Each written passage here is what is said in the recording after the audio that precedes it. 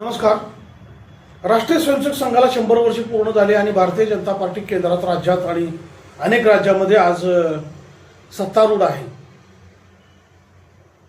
या 100 वर्ष संघाच्या वाटचालीचा आणि भारतीय जनता पार्टीचा काय संबंध आहे हे नुकतंच मोहन भागवतांनी आपल्या मुंबईच्या विधानावरून दाखवून दिलं की भारतीय जनता पार्टीची देशात सत्ता आहे म्हणून संघ प्रबळ झाला आहे असं नाही, तर राष्ट्रीय स्वयंसेवक संघाच्या बळावरच भारतीय जनता पार्टी सत्तेवर आणि प्रभावशाली आहे, हे मोहन भागवतांचं मत आहे.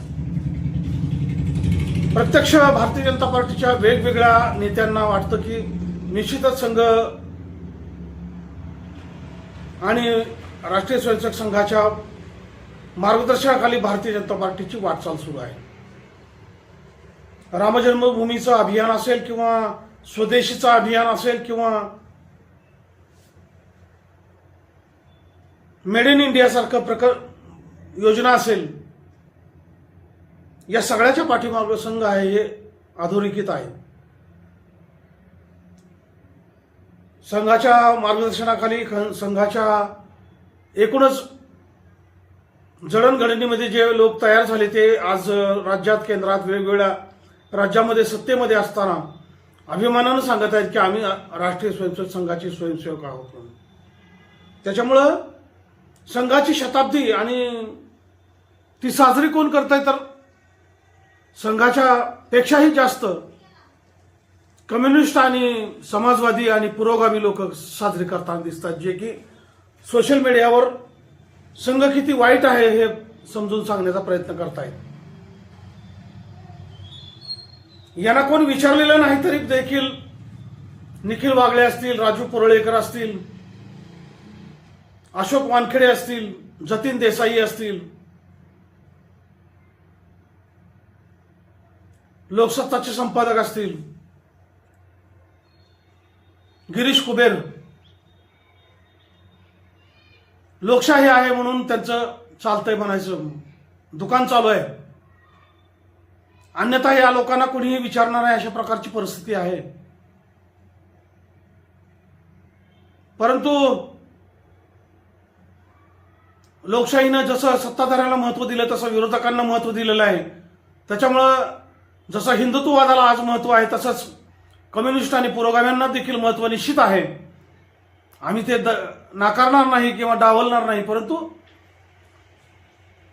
ज्यावेळेस तुम्ही विरोध करता त्यावेळेस ज्यावेळेस काही चांगल्या गोष्टी सरकारनं केलेल्या आहेत त्याचं स्वागत देखील केलं पाहिजे आणि त्याच्या स्वागताचे देखील, आता जसं विरोधाचे व्हिडिओ तुमचे बाहेर पडतायत तसे स्वागताचे आणि प्रधानमंत्री नरेंद्र मोदींच्या कौतुकाचे देखील व्हिडिओ बाहेर पडले पाहिजेत. अशा प्रकारची एक निपक्षपाती भूमिका तुमच्याकडून व्यक्त झाली पाहिजे अशी माझी अपेक्षा आहे.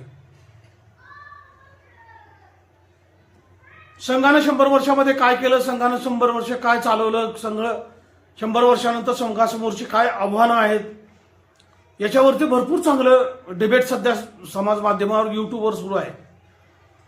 परंतु सगळ्यात महत्वाचं संघाचं काम काय असेल तर हिंदुत्ववादाची रेषा मोठी करणे, माणसाला माणूस जोडणे, हिंदुत्वाचं वलय अधिक विस्तारणं, मोठं करणं असं आहे.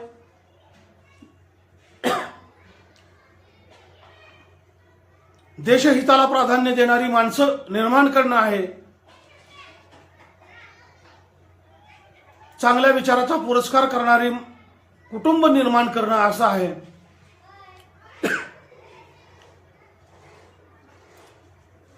माझा एक अनुमान आहे की ज्याचा मुलगा, ज्याची मुलगी संघ परिवारामध्ये काम करते ती सहसा कुठलंही व्यसन करत नाही, आई वडिलांचा अवमान करत नाही, देशाविषयी कधी चुकीचं वागणार नाही. अशा प्रकारची एक चांगली संघटना म्हणून संघाकडे पाहिलं जात आहे. त्याच्यामुळे समाजवादी लोकांनी, विशेषतः पुरोगामी लोकांनी उगीच कुठली तरी उदाहरणं देऊन गांधी हत्येचा आणि संघाचा संबंध जोडून तेच उदाहरणं वारंवार देऊन आपला आणि समाजाचा वेळ वाया घालवू नये आणि संघाला काही चांगल्या सूचना करण्याचं काम पुरोगामी समाजवादी लोकांनी करावं. कारण तुमचं तर आता काही राहिलेलं नाही, जमीन पातळीवर कार्यकर्त्यांची फौज आता राहिलेली नाही. तुम्ही फक्त जे विचारवंत बडबड करत आहात तेवढेच लोक काय आता शिल्लक आहात. त्याच्यामुळं तुम्ही संघाला आता असं सांगावं की संघाने काही गोष्टी जाणीवपूर्वक करण्यासाठी आपण काही गृहपाठ देण्याचा प्रयत्न करावा, अन्यथा टीका करण्याचा प्रयत्न करून आपला फारसा वेळ वाया घालवू नये अशा प्रकारची विनंती करतो. नमस्कार.